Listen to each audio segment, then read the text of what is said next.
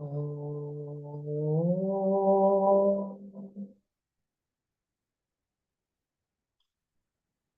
ॐ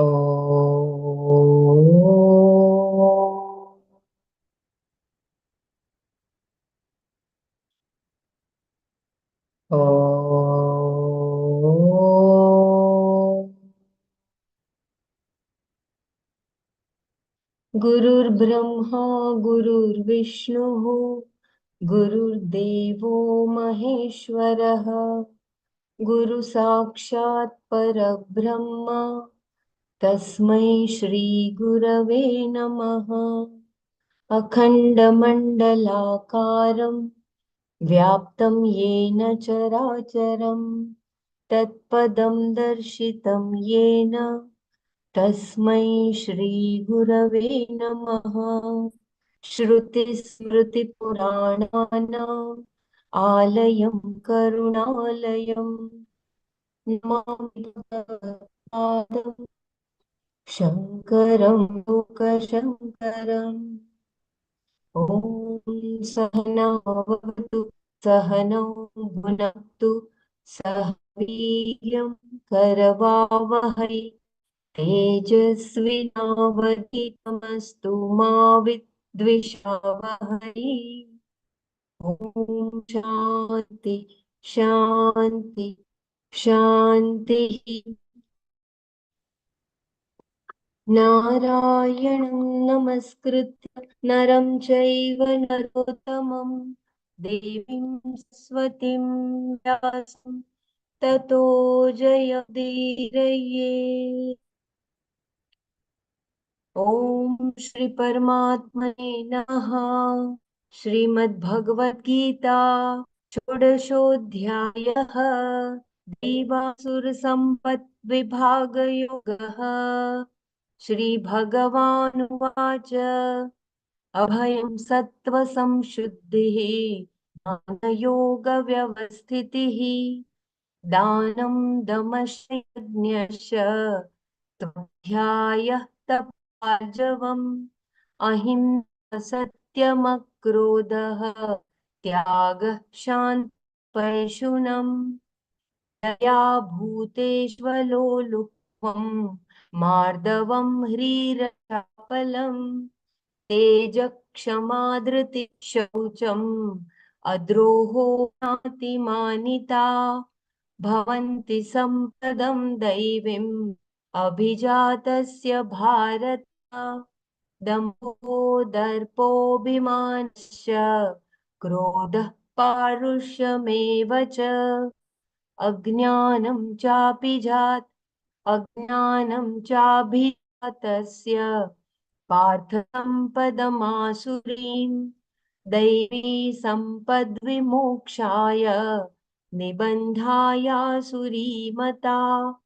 मा शुचः सम्पदं दैवीम् अभिजातोऽसि पाण्डवा द्वौ भूतसर्गौ लोकेऽस्मिन् दैवासुर एव च दैवो विस्तरशः प्रोक्त आसुरं पार्थ मे शृणु प्रवृत्तिं च निवृत्तिं च जना न विदुरासुराः न शौचं नापि चाचारो न सत्यं तेषु विद्यते असत्यमप्रतिष्ठं ते जगदाहुरनीश्वरम् अपरस्परसम्भूतं किमन्यत् कामहैतुकम् एतां दृष्टिमवष्टभ्य नष्टात्मानोऽल्पबुद्धयः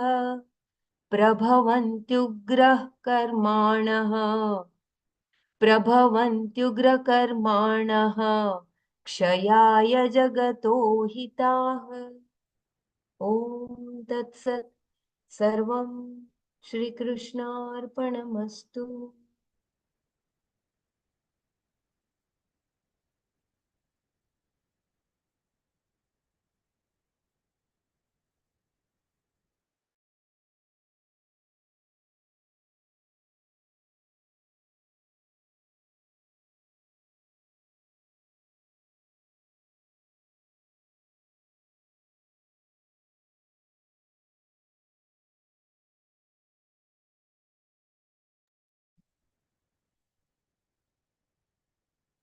सर्वे सबको मकर संक्रांति पर्व का मंगल शुभाशया.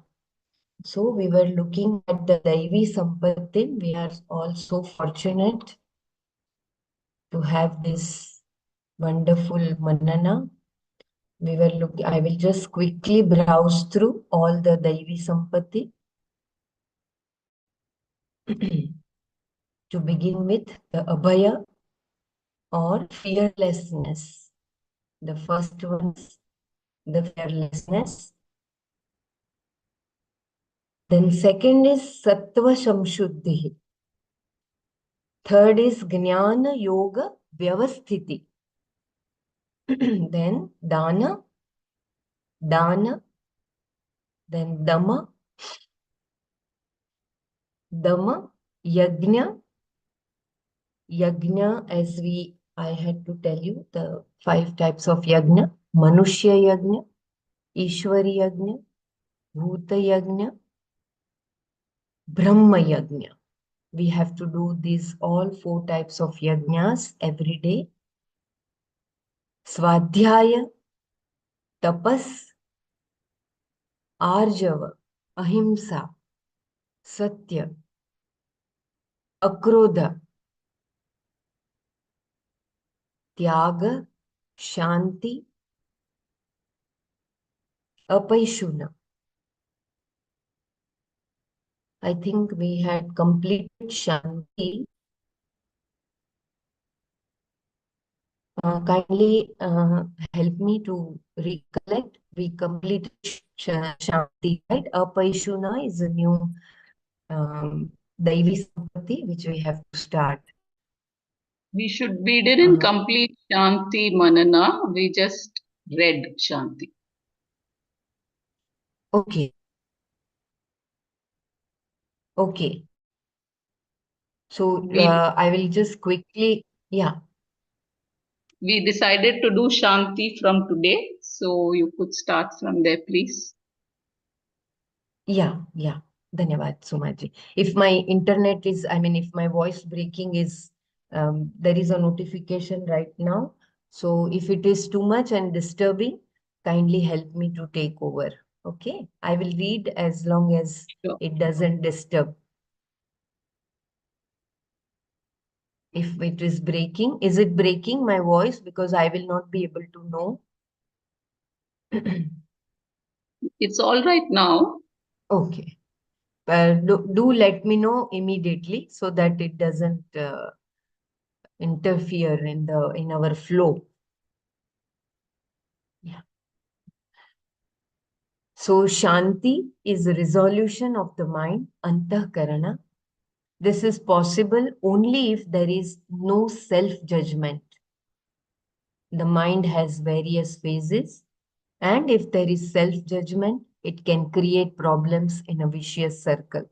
If, for instance, the mind is restless and you judge yourself as restless, the mind will only become more restless.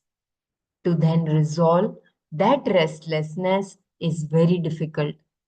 So, you avoid creating the vicious circle by refusing to judge yourself on the basis of the mind. This is a very important thing to know. The mind has its own logic. Suddenly, it will think of something that seems to have no connection to anything. We can inquire into the logic of it, but it is enough to know that the mind has a logic of its own.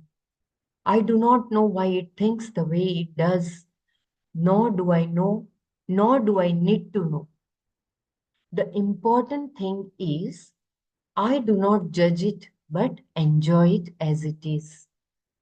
As long as it is available for me, whenever I need to use it, why should I bother about what it does on its own time? It is important also to give the mind enough time off. If I do not, then it will take the time anyway, without my permission, and not be available when I need it. Even if this is the case, as long as I do not make a judgment about it, there is no problem. Everything, including psychological issues, ceases to be a problem if I refuse to make a judgment about myself on the basis of my mind. Such a judgment can undermine the understanding of Vedanta. The problem is often expressed by the statement of a mumukshu. Vedanta says, I am Sat Chit Ananda, but I do not experience it. Sat Chit Ananda is not something to be experienced. It is to be understood. The vision is that you are Satchidananda, the reality of everything and independent of everything. If you say that you do not understand this, that is a legitimate problem. That is why we have so many texts.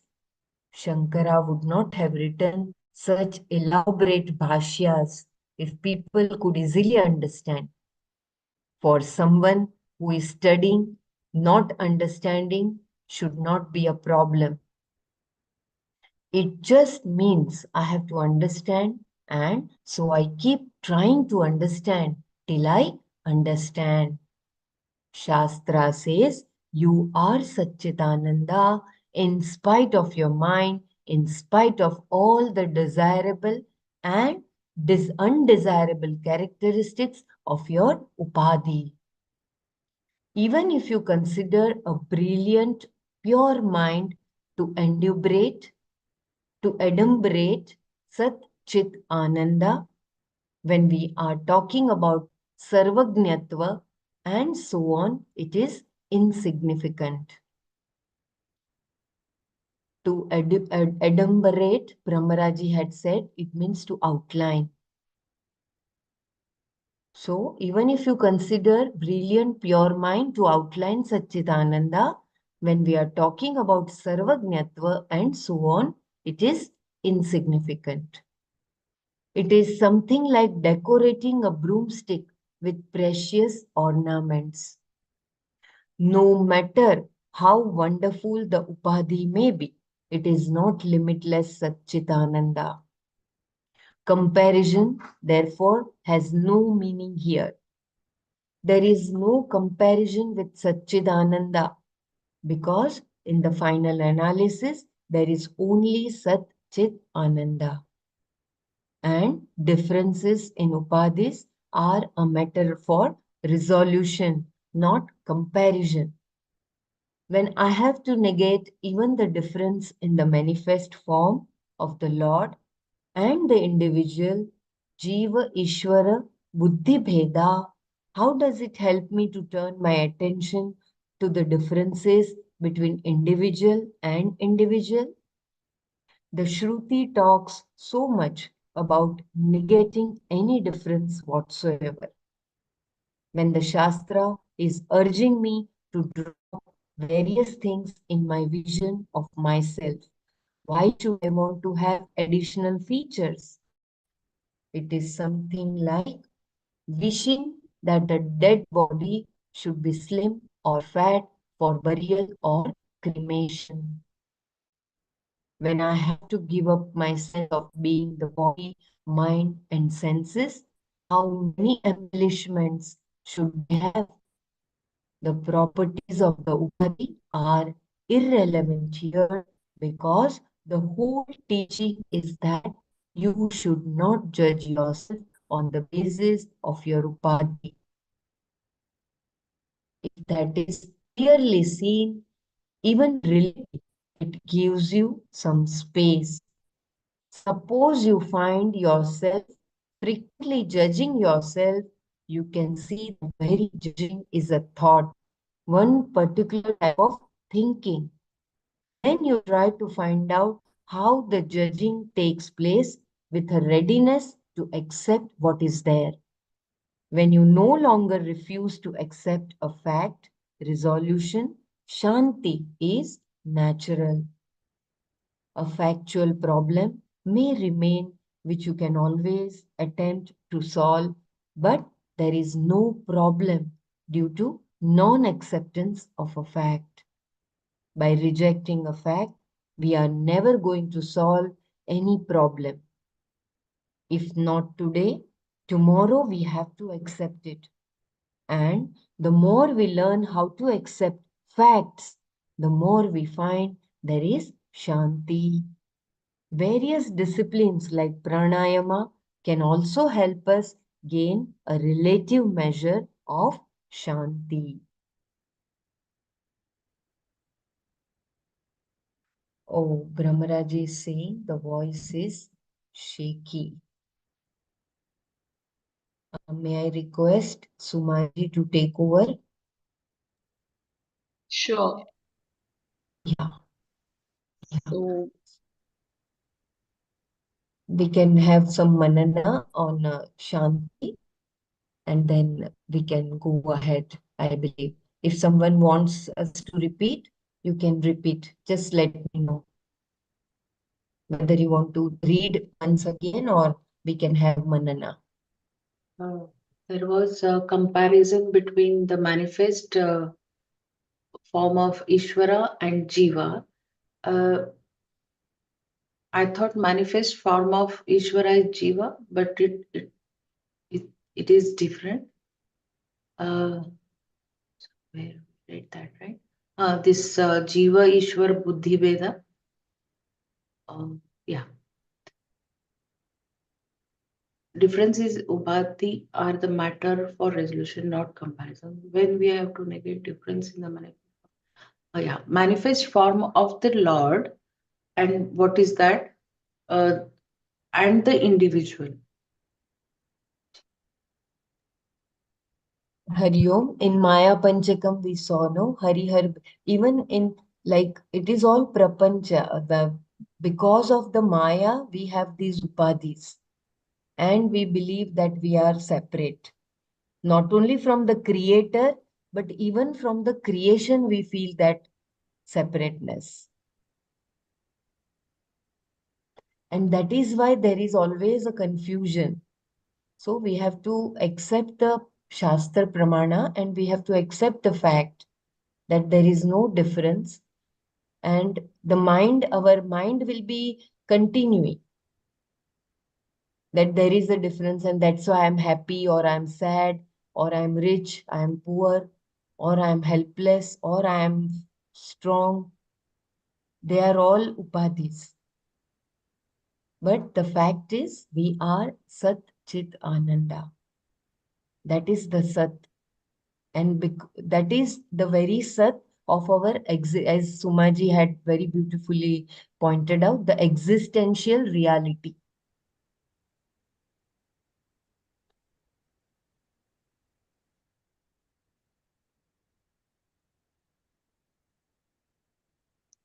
so here Shankara is saying that we have to negate the divisions in our consciousness, such as Jiva, Ishvara, Buddhi, and all that.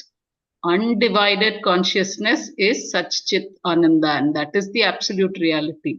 So we have to negate this notion of individual. I am Jiva, Ishvara, I have the Buddhi, all that. So this is the understanding of this sentence. When I have to negate even the difference in the manifest form of the Lord and the individual, Ishvara, Jiva, Buddhi, Veda, how does it help me to turn my attention to the differences between individuals, individual to individual? So But even uh, sorry, Somaji, what is the manifest form of Lord? Is that the individual? That's what I was thinking. And then what is the manifest form of the Lord? yes, the different bodies, the upadhis, all the different bodies and the gunas that the different bodies exhibit. This is the So, manifest form. yeah, here it says difference in the manifest form of the Lord and the individual. I thought it's the same thing. Yes, that is what he's saying. That is, don't see difference between you and God, Okay, Jiva and Ishvara. okay. Yeah, I get it. And in the last paragraph, the fact which is talked about, uh, it- the fact is that mind is not same as the last paragraph. It talks about fact, right?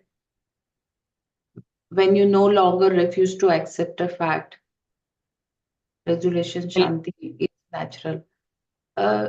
This fact is the difference between the mind and the I'll read it again. Yeah. That's not the If- fact. The What is the difference is fact talked about here? Satchit Ananda. That's that your nature is, that absolute existence, consciousness, and bliss. That. But our mind usually thinks the other way, right? Like, oh, we are this, we are that. That's that. But that's what the fact is.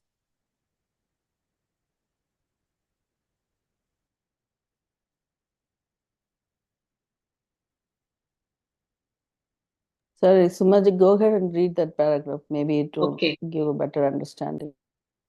If that is clearly seen,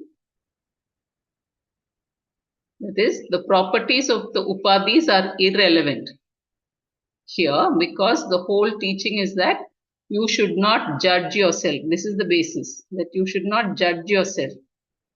I am this thought, or I am different.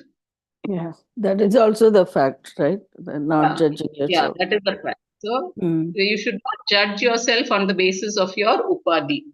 I am not clever, all those qualities that we think we are. Don't judge yourself on that basis of that upadhi. If that is clearly seen, even relatively, it gives you some space. Remember that space which gives you that time for response?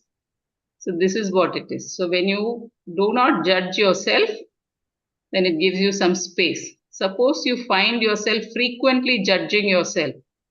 You can see that the very judging is a thought, the one particular type of thinking. So then what we learned earlier, no, thought is a notion. So we go back to try and do manana on that, or inquiry into this thought. Then you try to find out how the judging takes place with a readiness to accept what is there. So this is also important, with a readiness to accept what is there. So through your inquiry on that thought which you're judging yourself, whatever that thought is, you inquire on that, and then you be ready to accept what comes, what is there. So when you no longer refuse to accept a fact, resolution, shanti is natural. Got that? So you're no longer resisting anything. Yeah, I get it. Thank you. Then shanti is natural. A factual problem may remain, which you can always attempt to solve.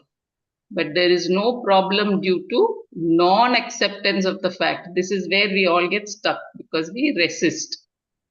We are in this non-acceptance of a fact, of the reality. So then that becomes a big problem. We cannot even go back to the problem to solve, because we are stuck here. So by rejecting a fact, we are never going to solve any problem. If not today, tomorrow we have to accept it. What are we going to accept it? That Sat Chit Ananda. That is the nature, and that is only the existence. So we have to accept it either today or tomorrow. We will accept it. We will come to that. And the more we learn to accept. Yeah, sorry. If you go back up, after reading that sentence, the first two sentences in the Shanti paragraph also gives you that idea, what it is. Yeah. And the more we learn to accept facts, the more we find there is Shanti. Various disciplines like pranayama can help us gain a relative measure of Shanti. Sahaj Samadhi practice also brings Shanti. But you have to practice. It is quite a determined thing that you have to practice.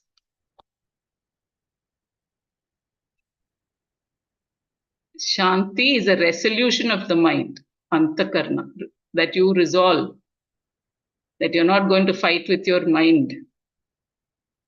This is possible only if there is no self-judgment, that I am different from Ishvara. This is one self-judgment. I am different from the other person. That is another judgment, another thought. The mind has various phases. And if there is self-judgment, it can create problems in a vicious circle. That is also the like that important information given in this one, like the fact that not judge yourself and then not going into the same vicious circle too. Yeah, thank you. This is my experience. We come to self-judgment, we judge ourselves. At the same time, we also judge others, isn't it? That also we have to drop. Because there is no difference between you and the other. Because that person is also such Chittananda, you are also such Chittananda. But as we do self-judgment, we do judge others as well. So that also we have to drop.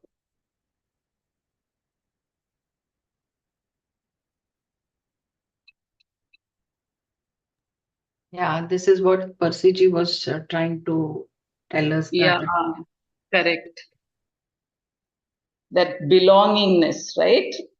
That if we are judging the other person or judging ourselves as different, then there is a sense of belongingness. Yeah, very correct. You know that when you are doing this Maya Panchakam, right? I was like looking at that particular one, looking for those, everybody was asking different wording or the meaning for it. I came across this Manisha Panchakam about Adi Shankaracharya. It is, you probably all know about that story, but when Adi Shankara in the morning he's going for his bath with his disciples, he came opposite to him. There was one guy who was not very clean, and he coming towards him, and he says, "Hey, you go away from away from me. I'm going to take bath." So that person says to him, "How I'm different from you? I'm also same like you. Why I had to get away from your path?"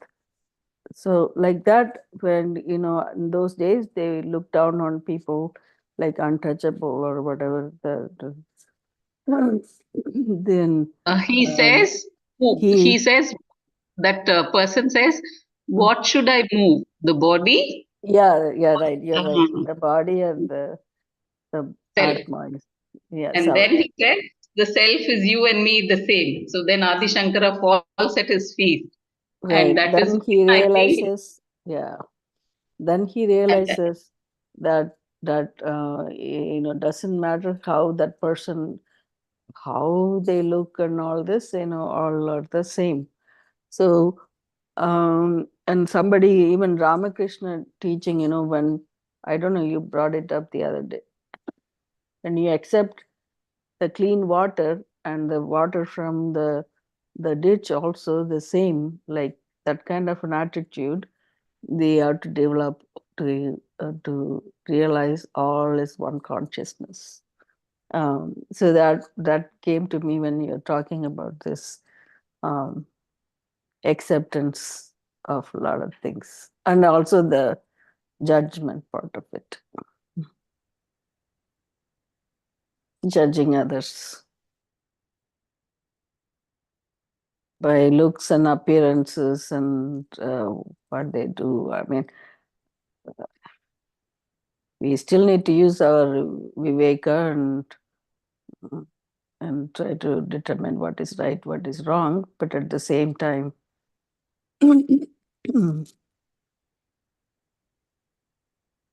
not judge anyone.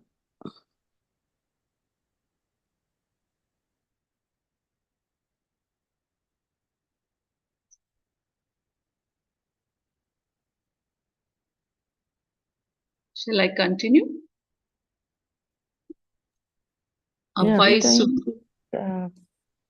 like I just wanted to say that every time, those principles in the basic course, they come and they have so depth in them that just by revising those, automatically everything gets clear. And not judging any situation, like any person, you finding no intention behind. Those all these become so deep that Won't be a football. It's there, it's in all the books, but then again, we have to, we have to cultivate in ourselves, like that's habit in every day in our life, not judging ourselves first, and then not that, not others also. yeah, but we judge others more rather than judging ourselves. And I think That's why people the should, self-reflection helps, right? Like yeah, yeah. people change also, like, and as we are changing, people also change. So it is that we label them and we define them with certain values, and we stick to them only. Uh, though change may be happening, but our mind is framed in uh, that which we have already framed that person in. It remains in that only. The And change as only can happen within us, in ourselves or yeah, myself, right? We can't expect other person to change. no, I'm We saying can that as suggest, but we have changed, so as we have changed, every person changes. I meant to say that yeah, over a with the period time of and time, experience. yeah, with experience and with age and with different aspects of life, people do change.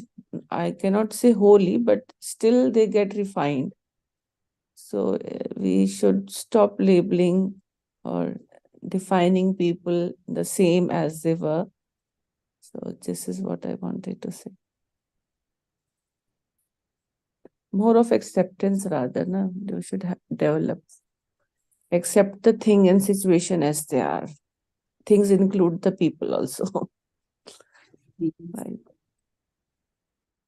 And the sooner you do it, the better. If not today, tomorrow you will anyway do it. That's what it ends, no? Shanti. Shanti comes. If you do Yes. not do it today, tomorrow you have to accept it. So that Yeah, is why like these practices are for very powerful. Our sadhana is yeah, very powerful. Simaji, It helps us. one of the things I wanted to ask you is, I know this 5 points every day comes to us. At least once somebody is mentioning it. Can we put that as just a small slide kind of thing before the Panchakam? Read it one more time, and that way it does only take 30 seconds or something to read I it. think So there is a video of Gurudev himself giving the 5 points. I will search for that and see yeah, how just the long it is. 5 points. It won't take Yeah, more than like a minute. So it'd be nice yeah. to it's like ingrained in, now that we are reading listening to it every day, this Panchakam or the other one like Brahma Janavali, it really sticks to it, like if I were to do it myself, one day I may do it, one day I'm not doing it. Now it's consistent.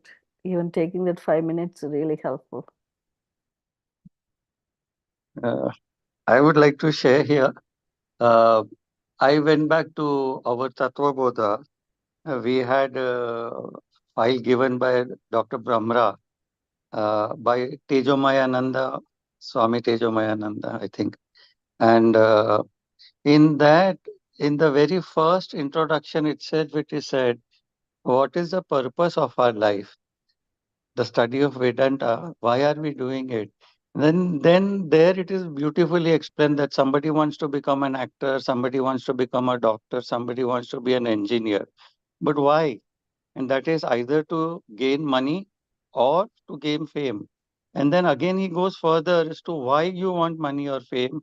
Ultimately, the bottom line is you want to be happy. And I just correlated it here with this. Here, there was a sentence that you don't see a difference between individual and individual. And maybe a few days back also I shared about the same thing, that do not label people as good or bad, communist, this, that, eating non-veg, veg, all that I said. Now, here we are into knowledge for over 2 years, nearly about 2 years, and some of us are even teachers. So going back to the Tattva Bodha, what is the purpose of our life is to bring on everyone, bring a smile on everyone's face. We somehow, because we are in knowledge, we have a higher goal, a higher purpose. And there, if we don't label people, we accept them as they are. And from there, we bring about transformations in their life, whether it be our immediate family members. The non-acceptance creates the friction. The son is not listening to me, the daughter is not listening to me, the husband is doing this, the husband is doing that. That friction will be avoided if we accept them just the way they are. And then we start thinking as to how can we bring about a transformation in their lives. And when they are happy, then that will lead to your happiness. That is I think my thought process is like that. Only when you start with making people in and around you happy, then you move around in society and bring a smile on people's face in society. And then further, if you are given an opportunity by Gurudev to work in jails or with terrorists and all that, you can bring about transformation there also, even in those beings who have committed so many murders. So we don't label them. We know they have done it. Okay, fine. And now how best we can help them go about transforming them. And then see how happy you will feel when you have achieved that goal, kind of thing. That is the higher purpose of our lives.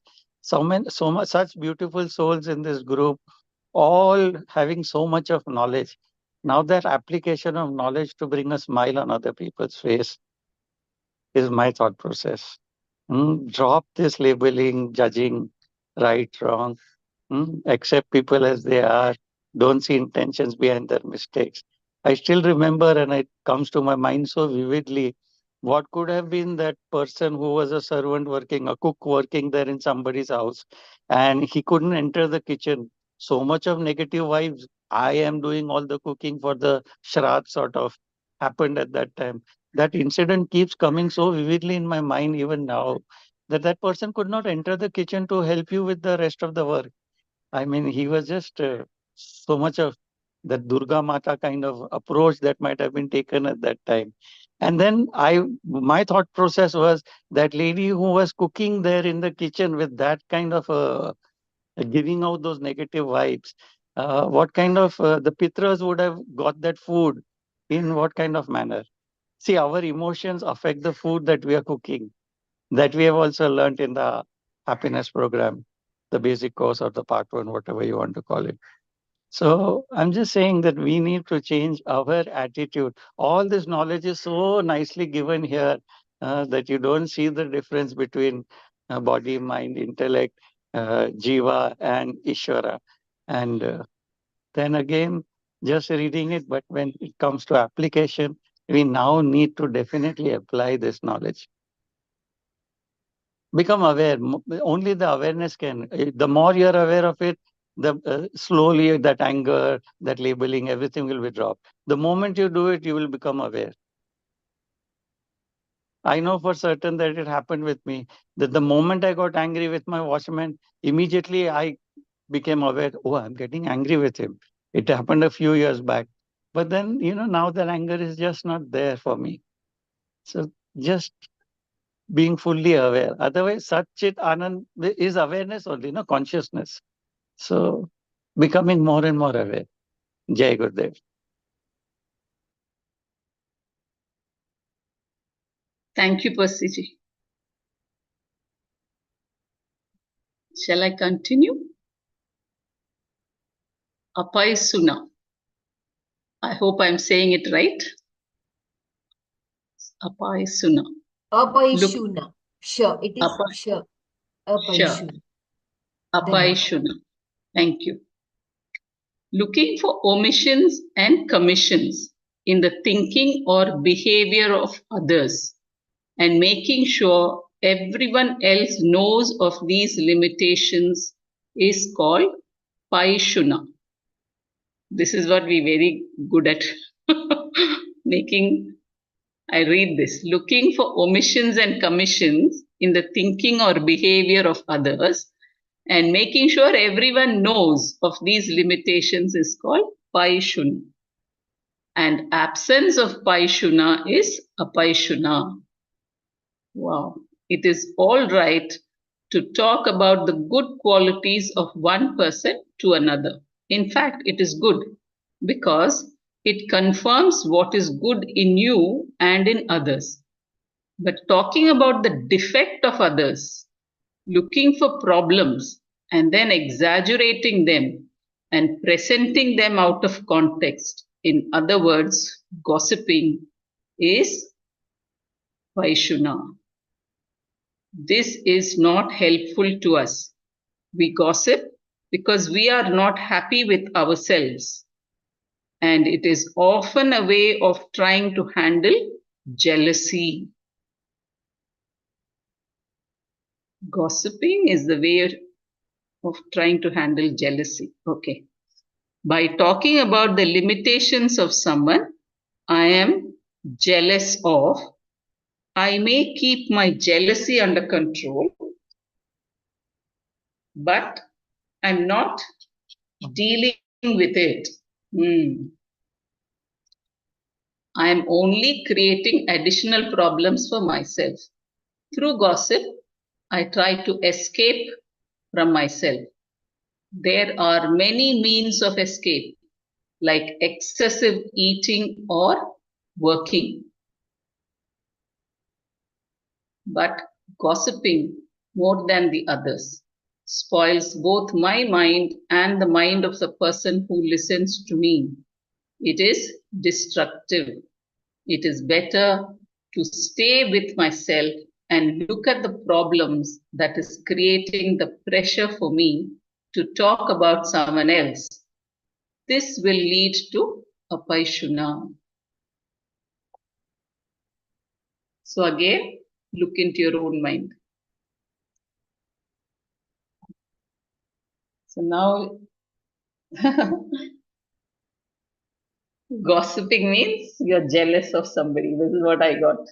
We gossip about people because we are jealous and we are trying to escape from that pressure of jealousy. Instead of dealing with that jealousy and removing it, we are gossiping it. Please read it again one time. Thanks. Okay. This is very good knowledge.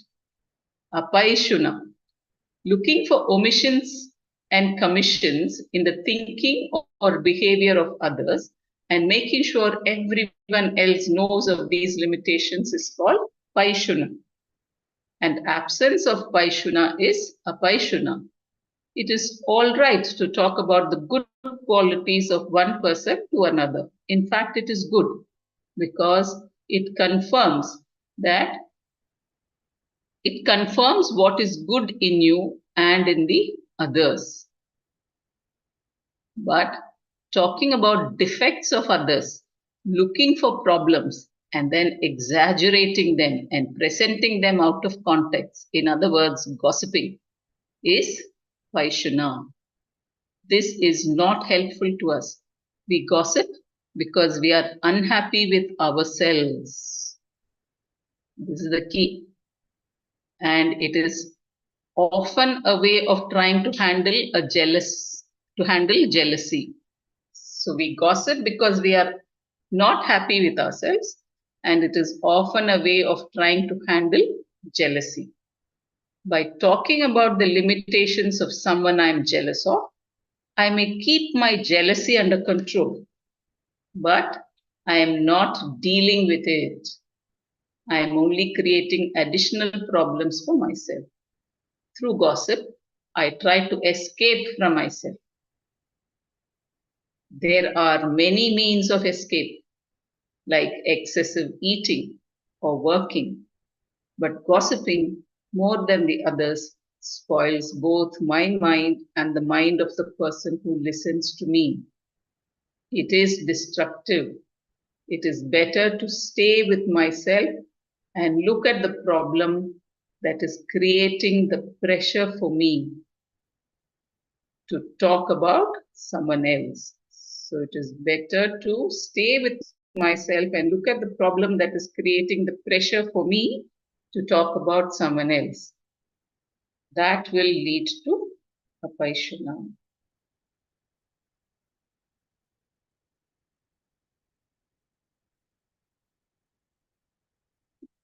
So you can talk about good thing about yourself and the other people, or find what are good, right? And then they're not Yeah. gossiping about negatively or excuse me,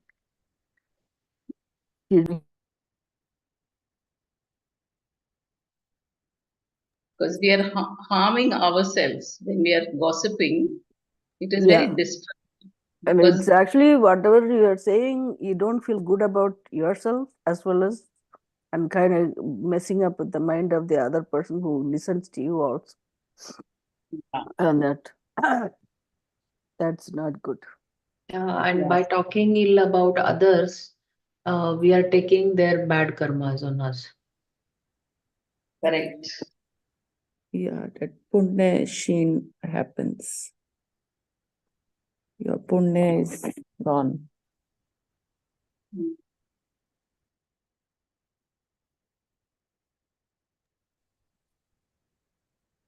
One Actually, thing, Disha Pranam. Go ahead. yeah, no, you carry on, please. No, I find Disha Pranam very helpful for all these dropping all these negative qualities. When I say dropping, I'm not saying it disappears totally, but its hold on you reduces, and you are no longer eaten up by these negativity. With What earlier are you talking about? Pranayama, you said? Disha Pranam. Pranayama. Oh, Disha okay. Pranam is taught in silence course, advanced course. Oh. So the more you do that, the more these negative qualities in you become thinner and thinner. It is there on YouTube if you Yeah. find. Yeah, it is there on YouTube. Maharaji. Okay. All right. Disha Thank you, Pranam. Okay. Disha Pranam. Yeah. Pranam is there on Abhyasa. I didn't see in YouTube also it is there. Yeah, it I is there. remember one time Dr. Brahmara talked about this. Somewhere we read about this before too. I remember, but now I don't. I will look it up on YouTube. Thank you. It is a very powerful process, especially when you do it in the silence course. And then you do it on your own during your sadhana practice.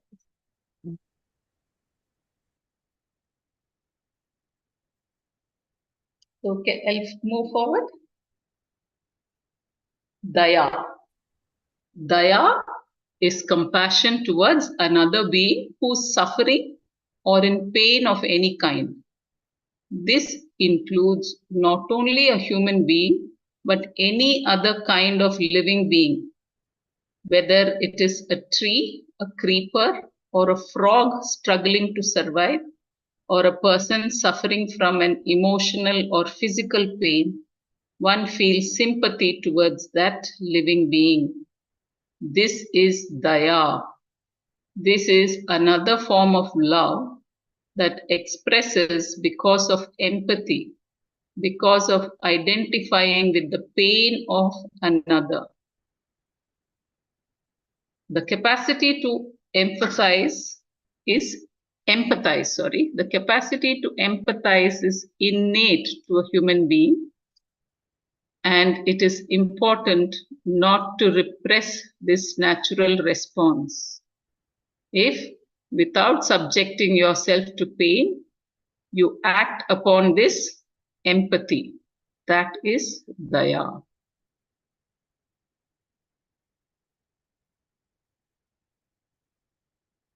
It must always be active in expressing one's daya, because passive daya is useless to the person who's suffering and only creates problems for you. Once you respond to your empathy with a helpful action, it is over. Otherwise, you develop guilt for not acting on that empathy, and as a result of that guilt, you try to justify your refusal to act. This justification requires a distortion in your thinking and a denial of what is spontaneous and very natural. Daya is an expression of love. When the object of love is a living being in pain, the love expresses in the form of daya. Everyone has daya. When your finger is hurt, you are full of daya for that finger. And you expect it from others too. It is an emotion that everyone knows. But most often, it goes unexpressed. Therefore, we have to cultivate it by refusing to suppress it. And surely, sometimes, its expression has to be properly edited. And surely, sometimes its expression has to be properly edited. Even if it is a situation where you are helpless to act, or at least you can make a prayer for that person. But it has to be acted upon. Daya cannot be kept inside. It has to be expressed. That is why every day we pray, Loka samasta sukhino bhavantu. May everyone be happy. Because I do not want to be unhappy. I understand that nobody else wants to be unhappy either. The more we pay attention to our empathy, the more sympathy we will have in our expression of thought, word, and deed.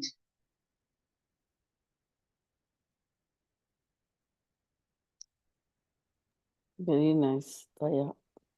Very powerful, no? And Very, daya must be acted upon. Yeah. it'd be nice to read it again. I know these things I want to read one more time to read you ingrain in my head.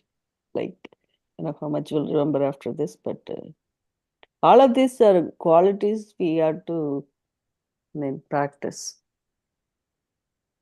So Yeah. it's nice to read, understand it clearly. Nice. Daya is compassion towards another being who's suffering or in pain of any kind. This includes not only a human being, but any other kind of living being.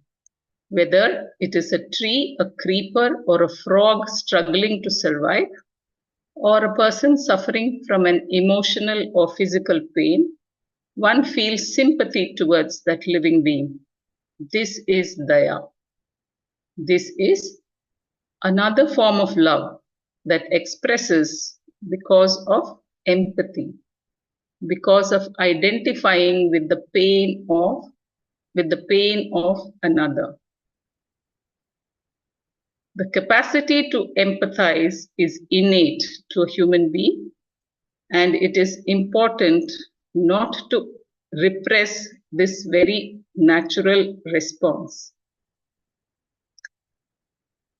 The capacity to empathize is innate to a human being, and it is important not to repress this very natural response. Important not to repress this very natural response. If, without subjecting yourself to pain, you can act upon this empathy, that is daya.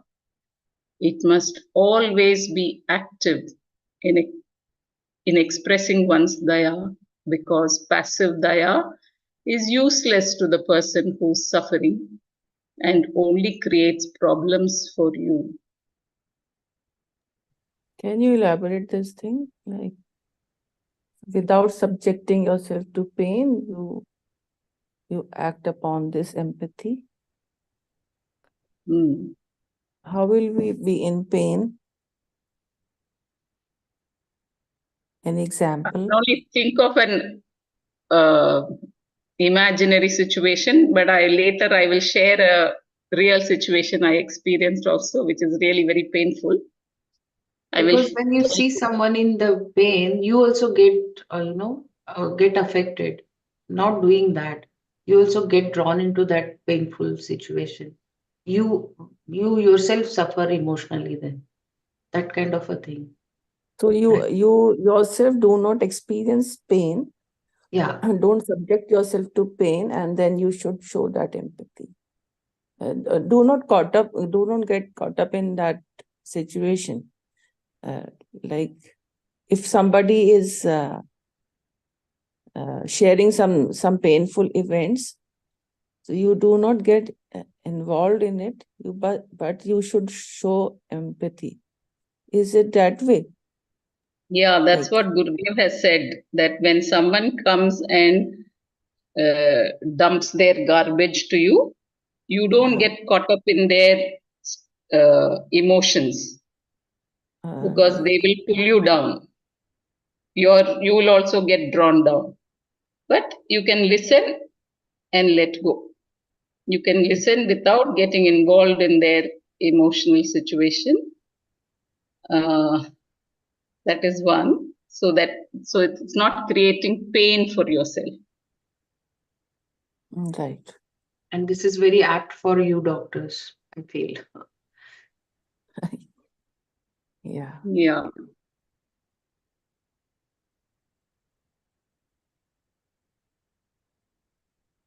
What was you wanted to share, Somaji? Oh, it is too painful to share. Okay, don't share.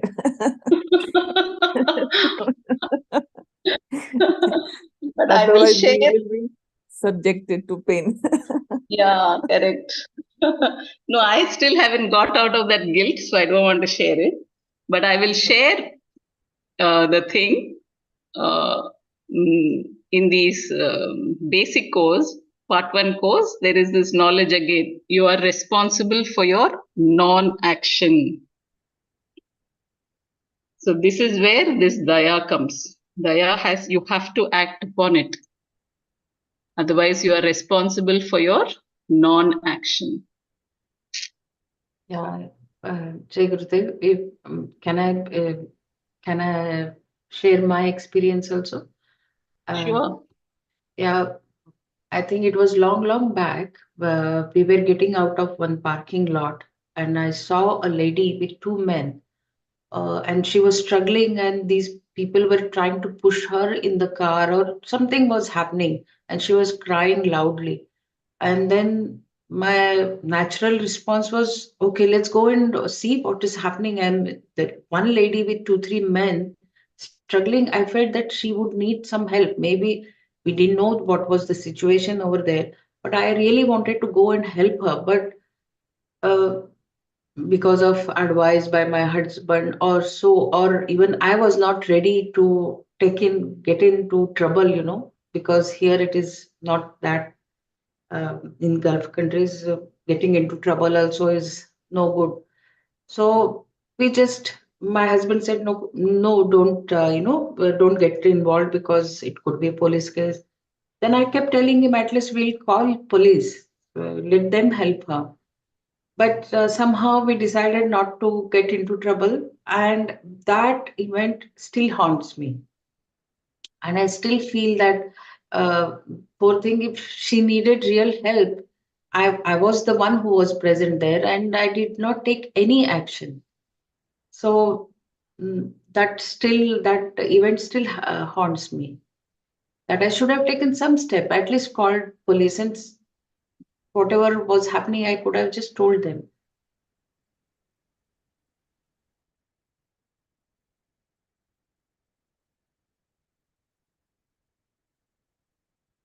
I'll also share my experience. This was in the summer of 1986. It was very, very hot in May, and there was a lot of road work I was living in Pune. And you know how they just dump the tar and gravel, everything on the road? So, like that, it was dumped. And the tar had melted because it was so hot, 40 plus was temperature. And maybe after 2 p.m., I think I was coming down one side road thinking it is easier than to walk on the main road because it was just too hot. And they had dumped this tar. The tar had melted and a dog was caught in it.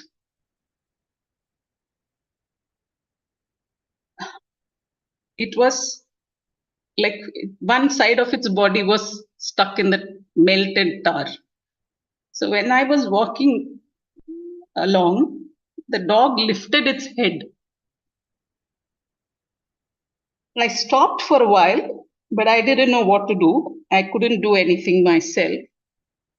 It didn't occur to me to call for any help. There was nobody on the road because it was just too hot. I didn't call for help. I didn't do anything. I just looked at the dog and I continued. I went home. I didn't think much about it then.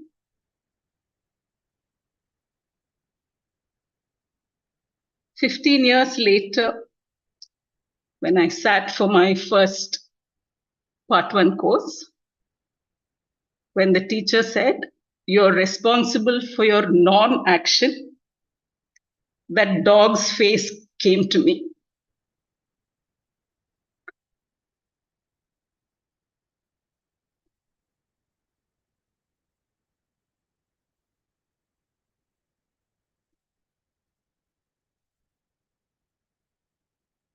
Every time I teach this course, when I teach this knowledge point, "You're responsible for your non-action," I still see that dog's face looking up.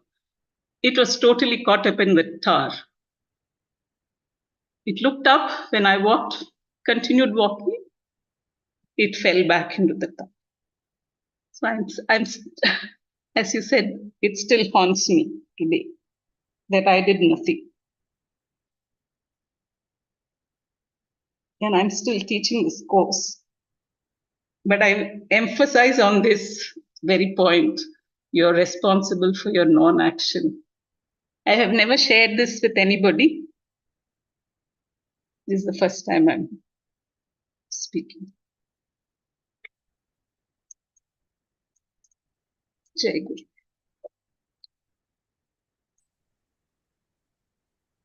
That is hard for you, and I'm sure we are everybody in their life who had done that, something that go back to, oh, we could have acted on this.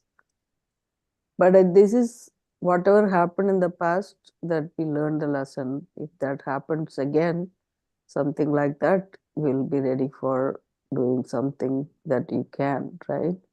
So I think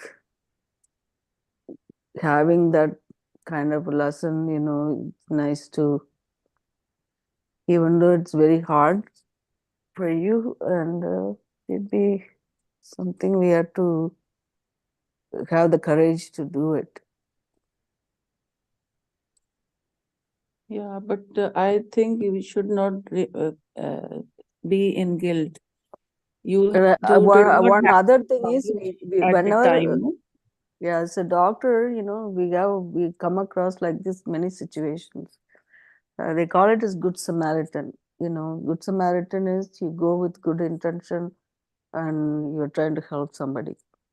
But again, you have to also look for your own, when I say safety, before you do something. So when it's not safe situation for you, like what Mrinal is saying, like the three men are doing something. I mean, the right thing to do is call somebody for help, like 911 or something. But then you don't put yourself also in danger. What if that person is going to threaten you or do something? So that is also we have to keep in mind when you're trying to do help, So Yeah.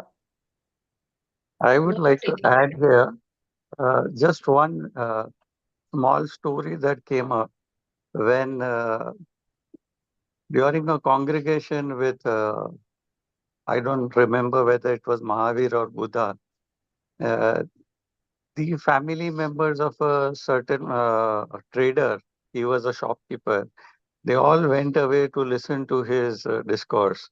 And this continued second day, third day. When he would come home tired, there would be nobody to offer him tea, coffee, or whatever. Then food was also not there. His daily session was going on throughout the day. Second day, third day, he got very angry. Fourth day, he goes and he curses uh, Mahavir. And finally, he sees that the smile does not disappear from Mahavir's face. So, out of sheer anger, he spits on him. He spits on him, and yet the smile remains. So, when he's coming back home, he realizes truly this must be a great soul. Even when I spat on him, he did not lose the smile on his face. So, he felt very sorry for his action that he spat on the sage's face. He could not sleep. Next day morning, he went to ask for forgiveness. And the sage said, I will not forgive you. And all the disciples were very surprised. Yesterday, he spat on your face. We wanted to hit him, and you stopped us from hitting him. And today, you are saying you won't forgive him. And then the sage says, yesterday, the man who spat on my face was someone different. Today, there is another personality standing in front of me. So, through knowledge, we have all grown. And you're not the same person that you were when you did not take corrective action as far as the lady who was being dragged away or as far as the dog that was stuck in the tar.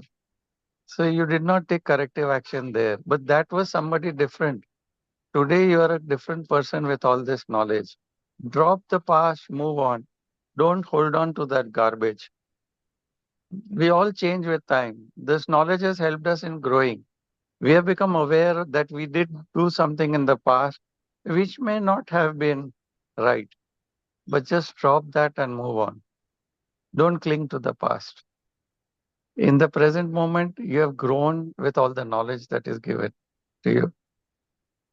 So, another incident that I remember is what is the definition of good health? Dr. Hegde comes on YouTube and he has been a professor emeritus. He has been the head of the department, dean of the college, etc. Very high positions he has held. And he says the latest definition of health is enthusiasm in the work you are doing, the job that you are in, and enthusiasm in showing compassion. This is his definition of good health. This is the latest definition of good health. I just thought that I would bring it up. So we can use that now. Whatever we were in the past, we have come into this knowledge, drop the past, and in the present, forgive others and forgive yourself too. You need not hold on to that past event. We need to forgive ourselves also for past mistakes. That is why this knowledge of the scriptures is there. Jai Gurudev. Yes, Thank you, and we should not judge your like you are judging yourself also. You are not in that knowledge frame of mind that you acted that way. So it is that guilt you are having. You should like forgive yourself also, and you can in like in return of that you can do some remembering that if you can do some good deed, whatever you feel like. It is just to satisfy your inner self only. But I think we act if we know all that knowledge and we act, then we incur sin more, But if we do unknowingly, we don't have that knowledge, and we still we did something, and it is, that the path you incur, it is said it is not so much what you do knowingly. Having knowledge and doing bad karma is not acceptable. So it is fine that that awareness has done now. It would have been like this only, accepting it as it is. So you should release your guilt today only. Now you have to release. Both Somaji and Mrinalji. You drop in this class only. Don't ever think of it. Yeah. And my act of not acting was out of fear of losing some time spending in maybe, in police station. Since the things were, we didn't do anything, maybe I would have had to visit police station or whatever. Some time I had to spend, but and out of that fear, I took this action. If I was in her condition, in her place, uh, I would have, not forgiven the person who just overlooked what was happening. This was the thought I come, because we don't want to lose time. We don't want to, give so much time for these things. Nothing serious would have happened over there, but out of fear, out of spending some time for these things, we don't want to do these things. But later on, every time I felt this kind of daya for something, like there were people having drugs and all, and I was just passing by, young, very young kids, and then family members with me, they said, "You don't go and talk to them like that. I mean, they might be dangerous." I said, "No, I'm shocked at them. I'm just going to request to them, please don't do this. It is harmful." And when I said this, those kids were okay with that. They just laughed out of it. But I felt that it's my duty to tell them. Maybe their parents must be telling, but I felt like telling them. I just told them, and just that was it. I felt so much of relief after that. But people around me were telling me, just don't go near them. Like,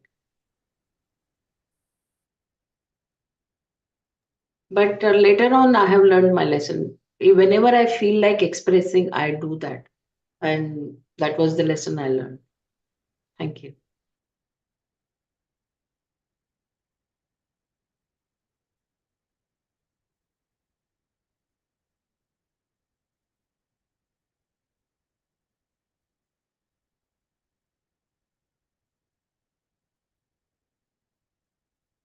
Do you want me to read the second paragraph? Daya is an expression of love. Yeah. Okay. Daya is an expression of love. When the object of love is a living being in pain, the love expresses in the form of daya. Everyone has daya. When your finger is hurt, you're full of daya for the finger. And you expect it from others too. It is an emotion that everyone knows, but most often it goes unexpressed. Therefore, we have to cultivate it by refusing to suppress it. And surely sometimes its expression has to be properly edited, even if it is in a situation where you are helpless to act. At least you can make a prayer for that person. But it has to be acted upon. Daya cannot be kept inside, it has to be expressed. That is why every day we pray, Loka samasta sukhino bhavantu. May everyone be happy. Because I do not want to be unhappy, I understand that nobody else wants to be unhappy either. the more we pay attention to our empathy, the more sympathy we will have in our expression of thought, word, and deed. The more attention we pay to our empathy, the more sympathy we will have in our expression of thought, word, and deed.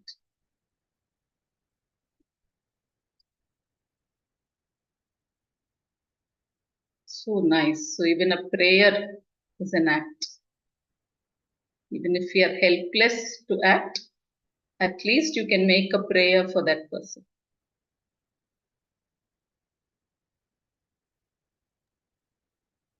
I would like to add here that Gurudev is so compassionate, and so many times he has said in satsangs that forget about your past karmas, they are all washed out. So much of compassion he has shown. Once there is a guru in your life, all your past karmas are simply washed off. From that, we drop our past. And now with this knowledge, we have a beautiful life in front of us. Very good. Jai Guru.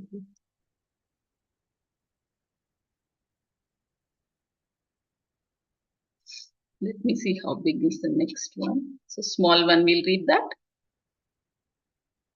Aloluptva. I hope I'm saying it right. Aloluptva. Aloluptva is an absence of longing in the presence of desirable sense objects. It is one thing to be unmoved in the absence of objects, but quite another to remain so in their presence. Very powerful. Aloluptva is the absence of longing in the presence of desirable sense objects. It is one thing to be unmoved in the absence of objects, but quite another to remain so in their presence.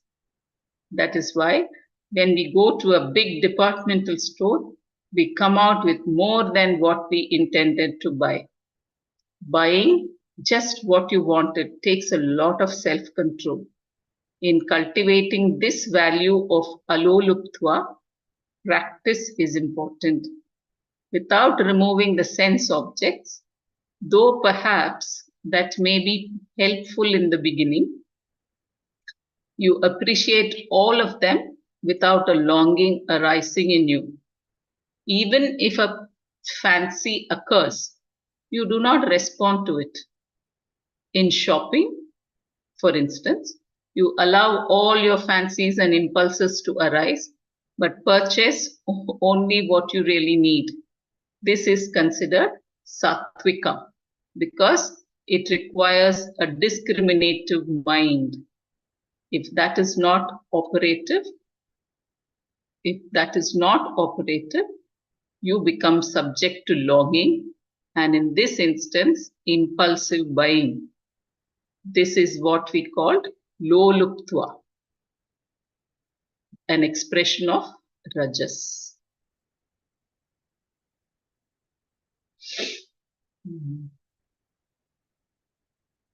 In fact, today they even say shopping therapy, no?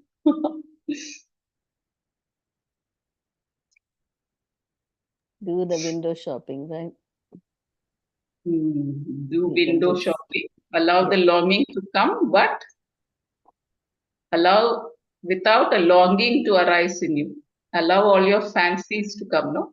What does it say? Without removing the sense objects. Though perhaps that may be helpful in the beginning, you appreciate all of them without a longing arising in you. Yeah. Even if a fancy occurs, you do not respond to it.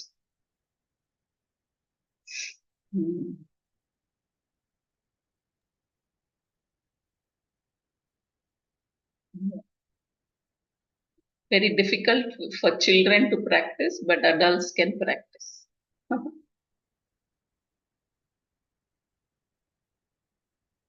Yeah, it's very. Especially when the sale is going on, no?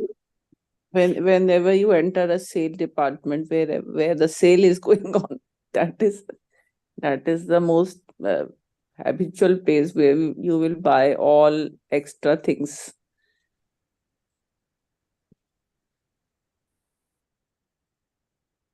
So we have That's 10 right, more that minutes. word sale, yeah, kind of attract people. Hmm. Yeah. So, This yeah, it is control over your nice. sense or Control senses. over the senses, sense objects, like in the presence of sense object, mind control. Yeah, of course, Yeah. through the senses, you're getting the mind. What Hmm. was the other one you're looking at? Mardava? What is that one? Mardava. Mardava. Mardava. How big is that? Mardava is absence of It's a cruelty. cruelty. Yeah. Can Shall I read you, that? yeah, just a small Small. paragraph. Yeah. Mardava is absence of cruelty. It comes from the word mrudu, mrudu, which means soft. The petal of a flower is mrudu. A softness, a kindness in attitude is what we call mardava. People should be able to talk to you freely, happily, without fear of harsh words. This is mardava. There are some people who are kind but very harsh in their expression. There is a story that illustrates the different types of people. An old Brahmana arrived in a village just at lunchtime. One person spoke to him very nicely for about 5 minutes and then asked if he had eaten. When he replied that he had not, the villager lamented that his household had just finished their meal and directed him to another house. His words were all spoken softly, like a knife going through butter.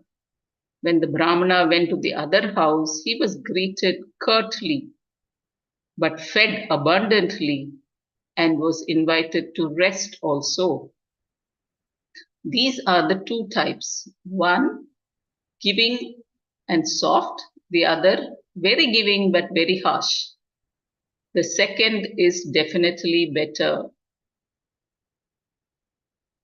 One non-giving and soft, and the other giving and very harsh. The second is definitely better, but we need to be both giving and soft. The softness is very important because it implies accommodation, accepting the limitations of others and understanding from where they come. Yeah, giving and soft. So it implies accommodation, accepting the limitations of others and understanding from where they come. Three is a particular, yeah. Yeah, go ahead. I just said that mridu, in Tamil, that word is also mridu is soft. Mriduva Hmm. இருக்கு அப்படின்னு, like when they say petal, especially when they Hmm. compare the petal, mridu. Mhm. Three is a particular kind of shyness. This is not a general shyness, but a shying away from praise about yourself and from extolling your own glories. Sometimes you have to tell your qualifications, but then you remain objective, not flattering yourself. It is a very natural modesty or humility.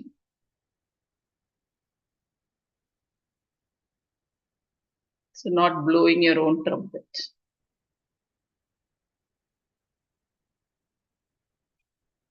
Should I read this also? The small one, and then we'll stop. Akapala. Akapala. Akapala is another important thing. It Is is it the Achapala? Achapala. Okay. Achapala. Achapala is another important thing. It is the absence of activity of speech, hands and legs, etc., without a purpose, says Shankara. This means living a purposeful and very alert life in which your actions become deliberate. That brings about a change in the mind because chapala is an expression of agitation. Achapala. Chapala is an expression of agitation. With practice, achapala can be accomplished easily, but it takes some attention. It is very important that it is done without tension so that the mind is relaxed enough for proper shravana. With knowledge of Atma, achapala becomes very natural. But without inner freedom, alertness needed to maintain achapala can create tension. But without inner freedom, alertness needed to maintain achapala can create tension. It is advised as a practice here only as a discipline leading to the discovery of inner freedom, not as an end in itself. This achapala is very natural to a sattvika mind. One may be sattvika but still have agitations. If that is so, some external discipline will reduce the disturbance. Would you mind reading it again, please? Yeah. Achapala is another important thing. It is the absence of activity of speech, hands and legs, etc. without a purpose, says Shankara. This means living a purposeful and very alert life in which your actions become deliberate. That brings about a change in the mind because achapala is because chapala is an expression of agitation. With practice, achapala can be accomplished easily, but it takes some attention. It is very important that it is done without tension so that the mind is relaxed enough for proper shravana. With knowledge of Atma, achapala becomes very natural, but without inner freedom, alertness needed to maintain achapala can create tension.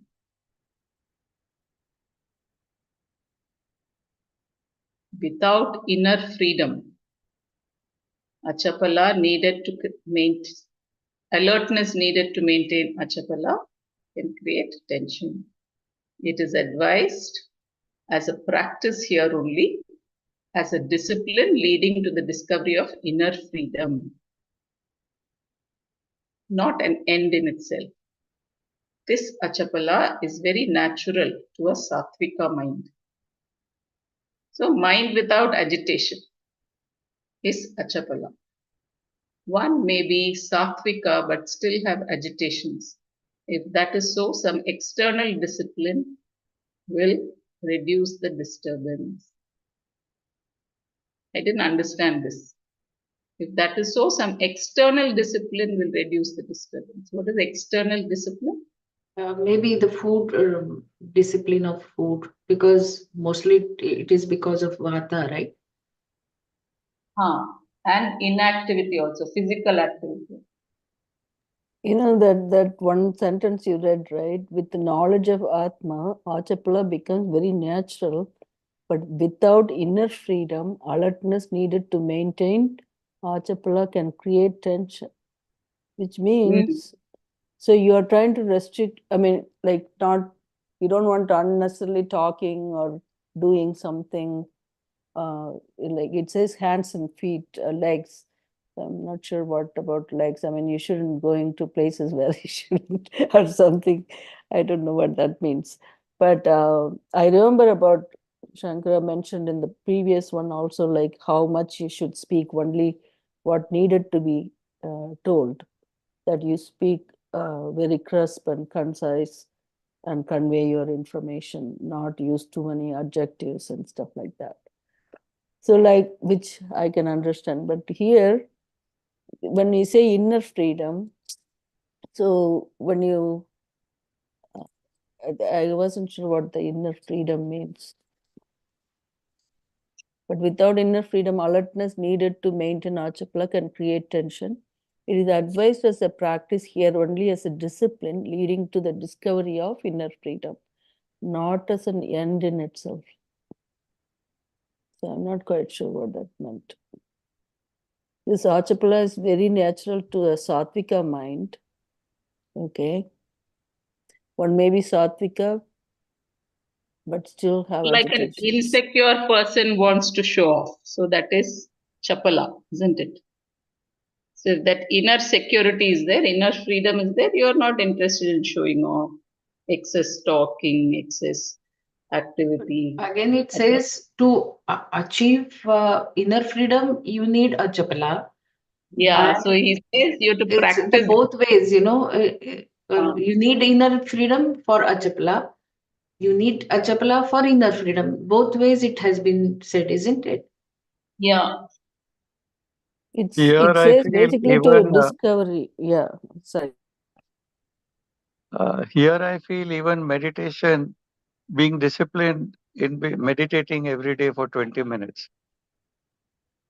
Some external discipline will reduce the disturbance. The internal disturbance of the mind can be curbed with external, any guided meditational process that you do in Gurudev's voice. Right now we are having this 21 days meditation challenge. Just before our Gita class, I finished that 7 to 7:30. Before that, I do my sadhana. So it's a very disciplined approach that we have that will give our mind that stillness. The chapalam will go. We'll get that achapala. Jai Gurudev. 7:30, Sumanji. So we will need to Okay, be. so we will stop here. We don't need Manana separately, no, because each we discussed. Yeah, pretty much. Maybe we can review it tomorrow. Which one you want me to play? Which sloka?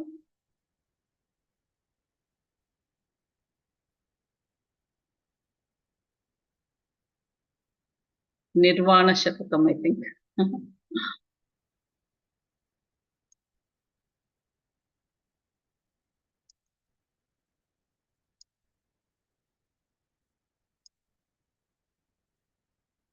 It's 2023, and artificial intelligence.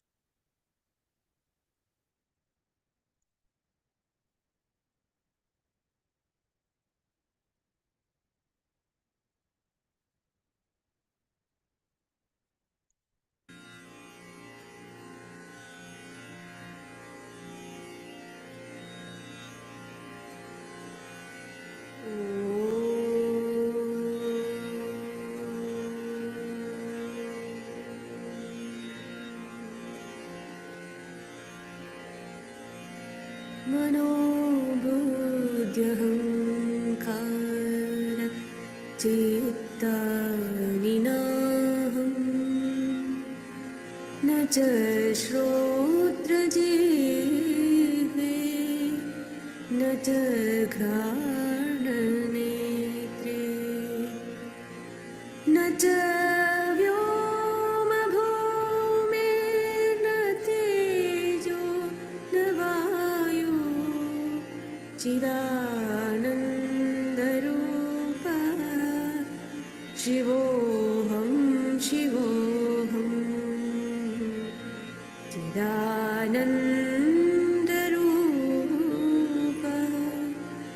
शिवोऽहं शिवोऽहम् न च प्राणसंज्ञो न वै पञ्चवायु न वा सप्तधातु न वा पञ्चकोश न वाक्पाणिपादं न चोपस्तपायु चिदानन्दरूप शिवोऽहं शिवोऽहं चिदानन्दरूप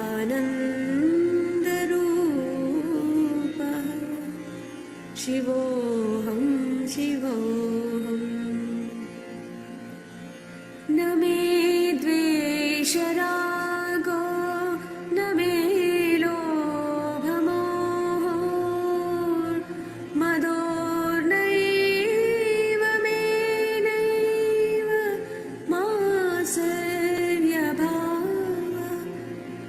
धर्मो न चार्थो न कामो न मोक्ष चिदानन्दरूपः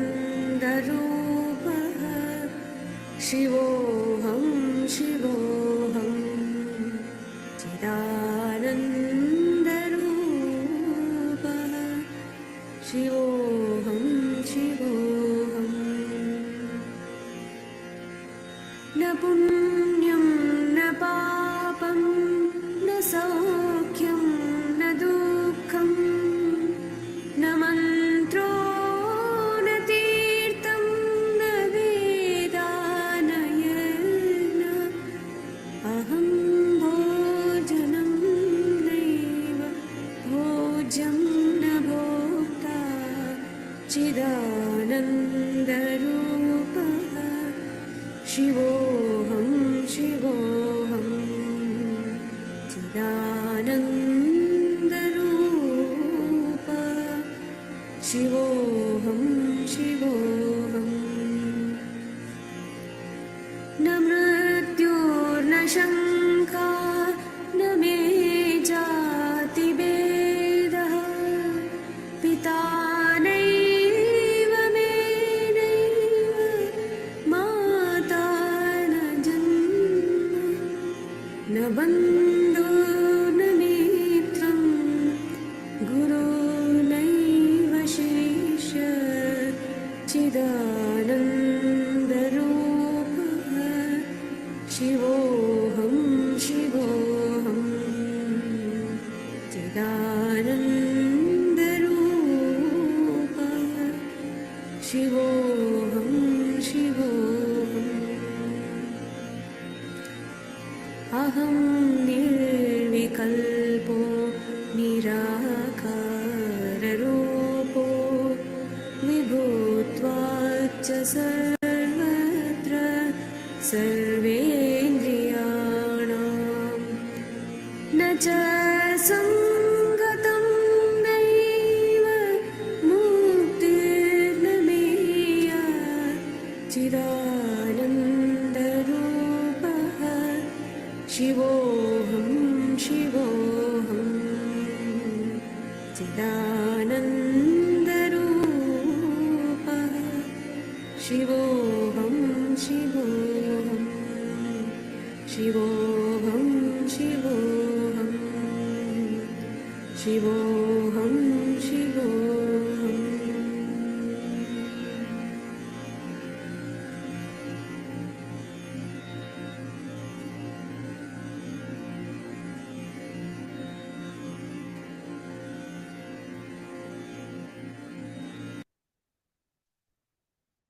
लोका समस्ता सुखिनो भवन्तु।